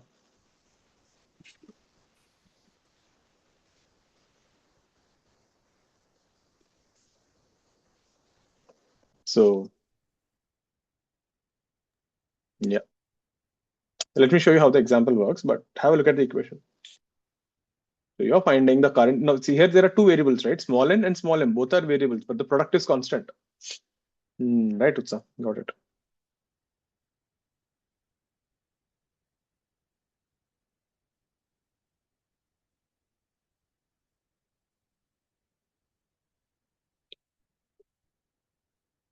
Clear? So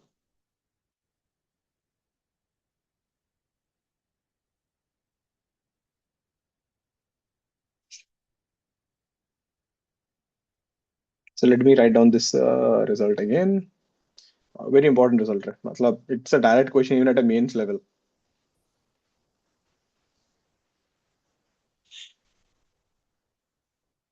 So n is the total number of batteries, which is small m into n. N will be root over N into capital R by small r. The only thing here now, even I get confused, like which is series and which is parallel. So just be careful with that. So N is the batteries in series. Small m is the branches. Don't mix up them. Example. Now listen to the example. These are important. They'll give you like this. N is 100. So there are 100 batteries. R is 8 ohms and let's say small r is 2 ohms. If you substitute in the formula, we get directly N is 100. That is 8 by 2. We get 20. So we get 20 batteries in series and 5 branches.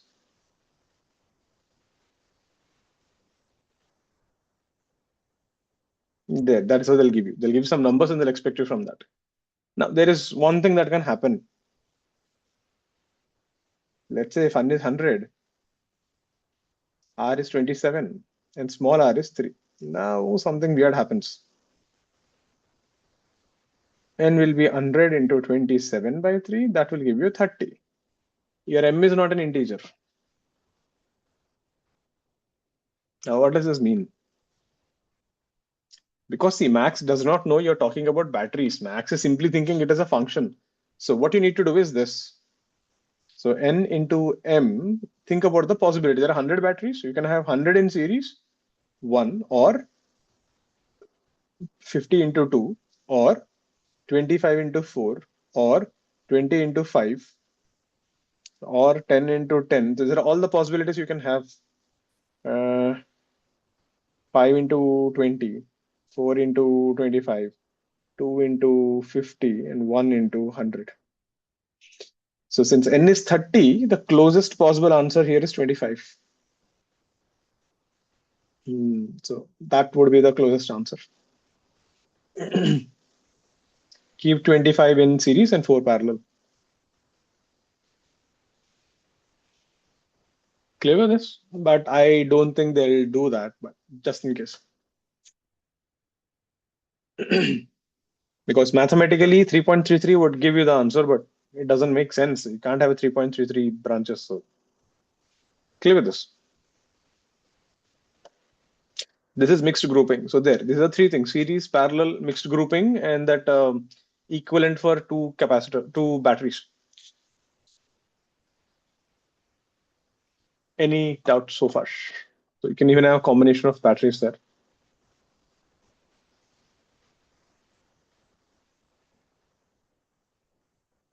Yeah, next thing. Power produced in a resistor.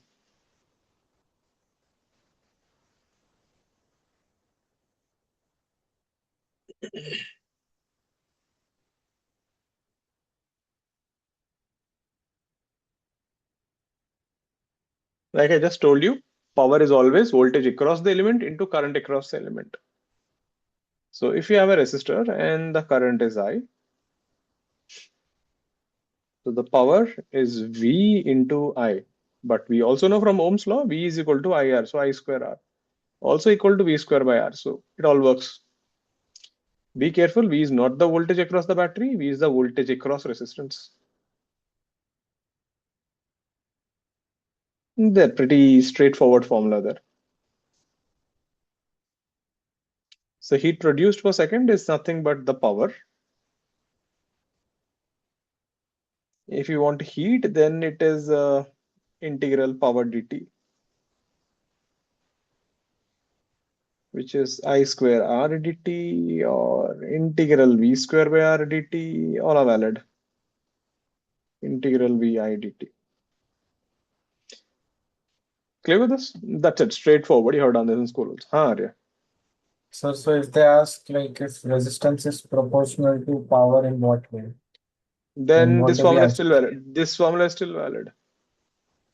बाकी ये valid नहीं होगा, but Vi is still valid. So your resistance is proportional to what? Power. Sir, नहीं, like they ask power is proportional to resistance in what way? So inverse में वो बोलेंगे कि Power directly? is no, that's not. For example, PV is equal to nRT. Pressure is proportional to temperature. Yes. Yes, I'll punch you. You have to tell something. If volume is constant, if number of moles are constant, right. then pressure is proportional to temperature. Nah, you have to tell me other variables also. You can't say power is proportional to R. Is I constant? Yes. So in Then series we can say it's proportional, and in parallel we can if you say it's say inversely proportional. current is same, then P is proportional to R. If voltage is same, then 1 by R. So that's what I'm saying. Just because you saw PV is equal to nRT, you won't say P is proportional to T every time, na? And then clear with this? That's it. Straightforward formula there. Nothing much on that. So let's see a question just to get you practiced. So let's say you have a resistor. This is current versus time graph. We have a resistance of 10 ohms. In this resistance, we have a current I flowing, which is varying like this. It's a linear thing. This is 10 amperes and this is 2 seconds. So we have a current which is initially at 10 amperes and becomes 0 in 2 seconds. That current is going through this resistor. Find the heat produced in 2 seconds. Current is not constant. Second thing, we got a resistor 10 ohms. They didn't give you the current, but they give you the charge. So charge is flowing T square minus 2. Find heat produced in 2 seconds. These are all formula based questions. Let's get them. Remember, heat ka formula is integral power into dt. So you're sending a current which is decreasing with time and you're sending that current through a resistor. Find the heat. Second thing, they gave you charge instead of current. Find the heat.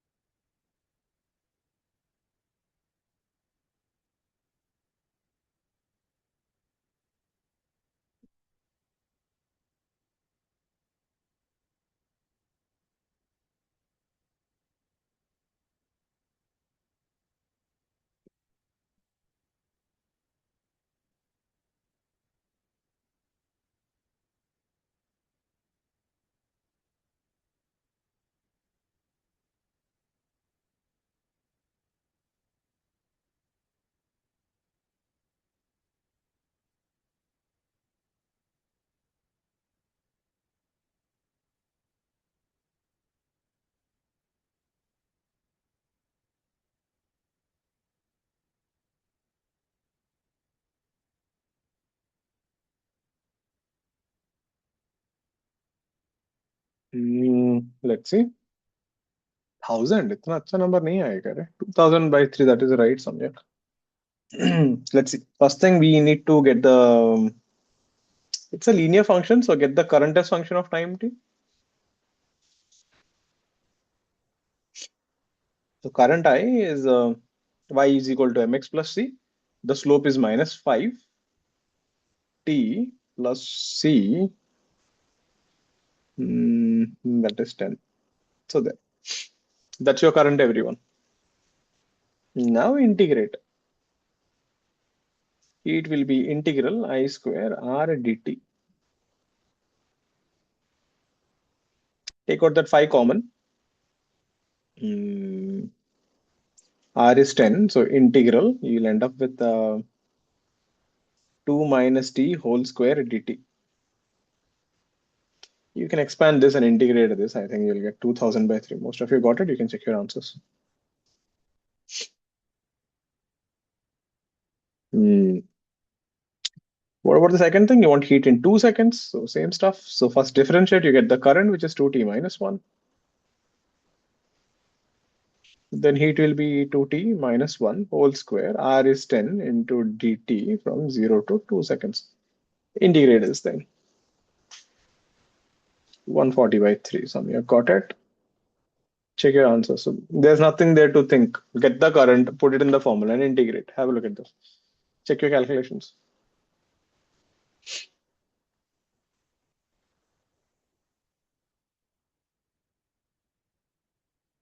All clear with this. Easy stuff. Let's see one more.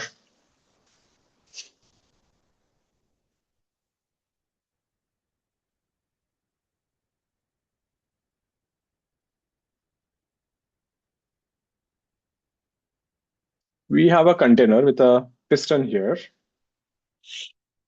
This is an insulated smooth piston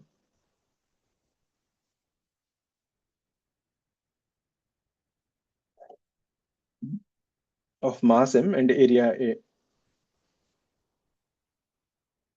Inside, it is filled with gas. So we have helium gas, and let's say there are n moles. And then what you did, you kept a resistor inside R connected to a battery. Let the current be I. Now what will happen? And outside the pressure is P naught, right? That is your atmosphere pressure. So once you switch on the heater, once the heater is switched on, so this is the heater there. The heat will be produced. The whole container is insulated, huh? So heat cannot escape anywhere. Gravity is present. Atmosphere pressure is also present. So when the heater is switched on, we observe the piston starts going up with a constant speed V. So you're sending current I through the resistor.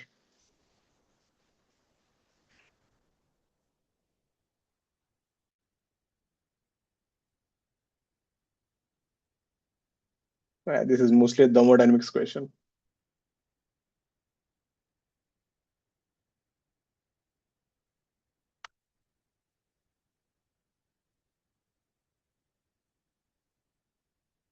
Find V. So when the heater is switched on, the gas gets heated up. If the gas is getting heated up, heat cannot escape outside because whole thing is insulated. Temperature will rise. If temperature increases, pressure will increase. If pressure increases, it will push the piston out. And it is observed the piston is going up continuously with a constant speed. Find that speed. Thermodynamics, yeah, because I kept a resistor I square R, I can call it as current also. But this is primarily 99% thermodynamics question. Or they can even say like this, if the thing is going up with V, find the resistance. So you can ask anything you want. There, everyone should give it a try. It's a good one. Try, I'll give it 2-3 minutes. How do you approach this?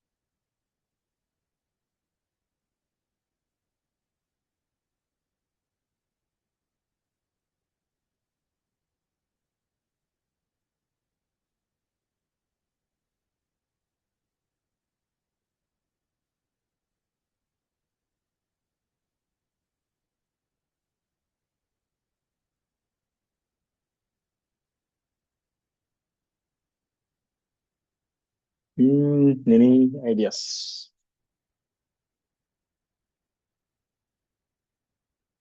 So when you get questions like this, right, the idea is think like this. Okay, if the heater is giving you some heat, where is this energy exactly being, distributed into?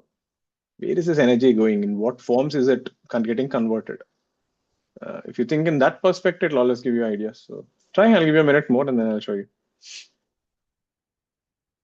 Meaning, if I had to give you a little more context here, it's like this.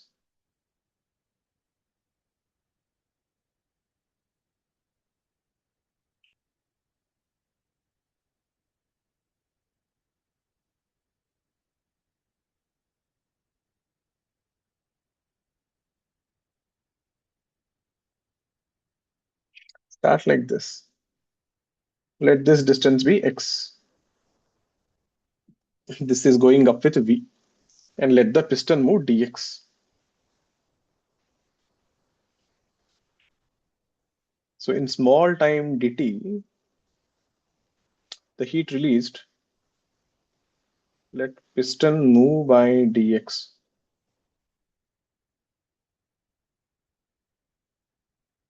Right? And the heat supplied is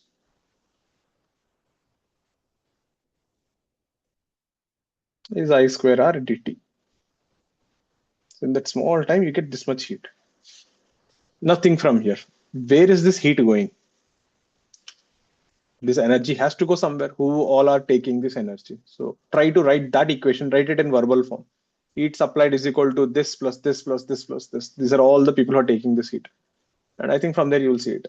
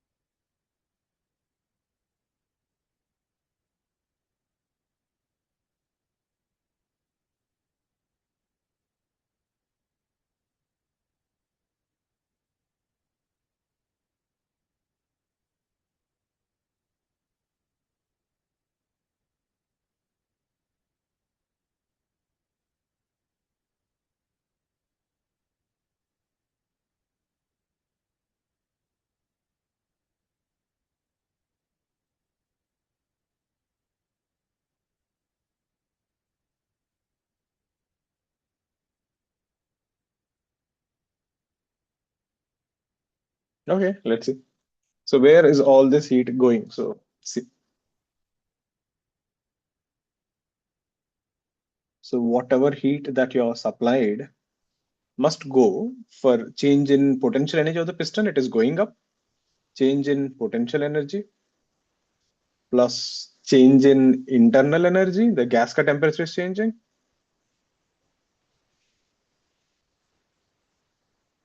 Plus change in kinetic energy of the piston. But yeah, here it is constant, it works out.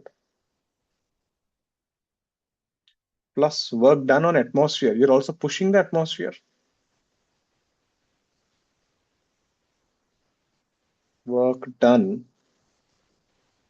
on atmosphere. So anywhere else is the energy going? That's it. This is where it is all going. Samyak, right,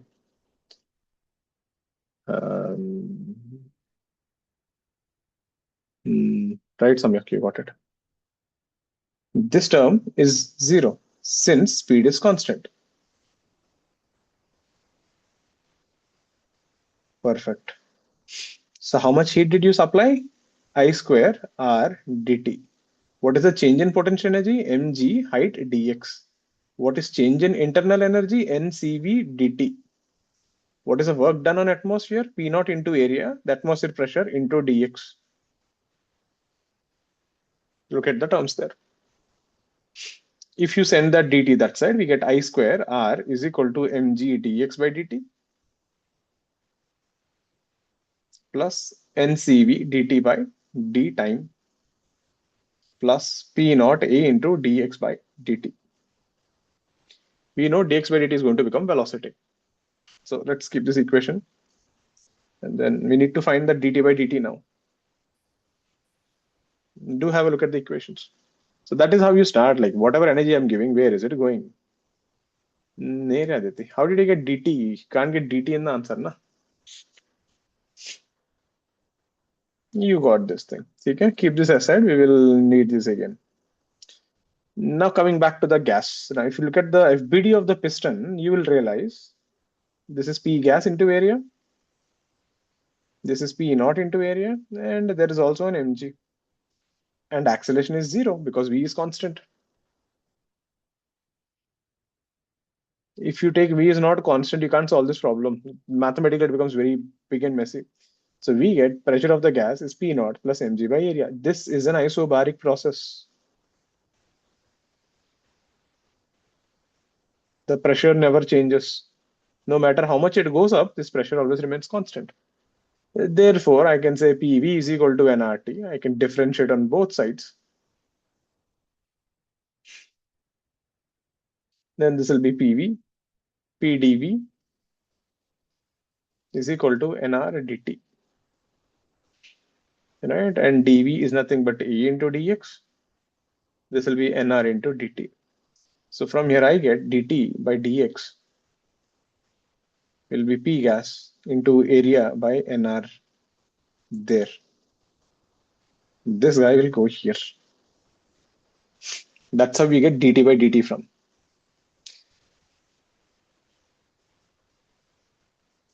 And dt by dx, na? Wait, I need to get dt by dt by d time will be P gas area by nR dx by dt.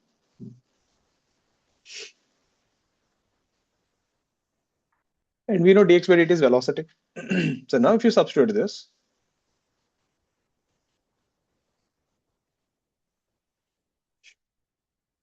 I square R, remember this is resistance. I'll do one thing, I'll just call it heat per second.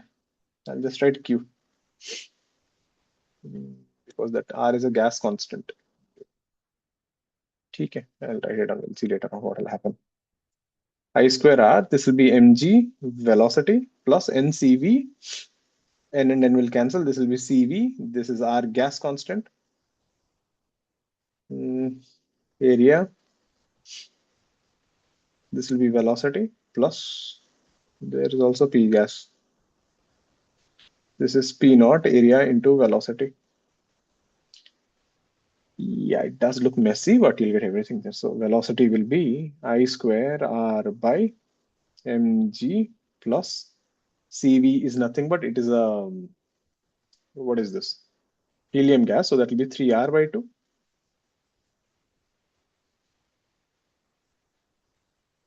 R gas and P gas is nothing but P naught plus mg by area into area plus P naught A.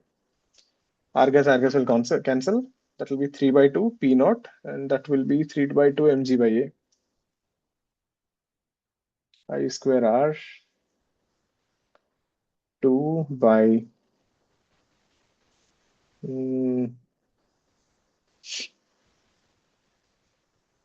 3 by 2, that would be P naught A plus mg. Yeah, and there is a 5 also sitting here. That's your speed, everyone. Yeah, it does look a little big, but those are the main two things, one gas equation and one energy equation. And then you solve and you'll get it. Main thing is this one and this one. Please have a look at these two equations. Right, Utsa, got it. All clear the steps? The question is mostly thermodynamics. If you see current electricity is only I square R, uske baad current is done. And the whole question is thermo based. So if the thing was not going with constant velocity, you can't solve because you will get an acceleration ka term here. This will not be isobaric. So you'll get PdV plus VdP. Everything goes for a mess. So first I tried like that only. It was very bad. So then I made V constant and then life became easy.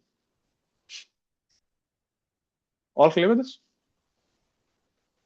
There, that's a bit about this. So we have almost done 33 questions. Next class, when we catch up, mostly I think next week we will wrap up the chapter. After this, we will do more on heat and we will do something called bulbs. And then we have the most important topic, instruments. Galvanometer, ammeter, voltmeter, potentiometer, all this stuff is very important. It is also there for your board exams and labs. So therefore, advanced ke liye bhi high weightage because experiments and instruments, they do ask a lot. Okay, so with that, we will wind up for the day. We'll catch up again next Tuesday. We'll continue from here. Like I keep saying, please start solving. Don't delay anymore. Next week, the chapter will be over. So if you have not started, it will be too late if you do it next week. Please start today or tomorrow. And there is an exam tomorrow, so make sure to give it. So any doubts, anything else, please stay back and ask. I'll feel free to leave. I'll see you again Tuesday, same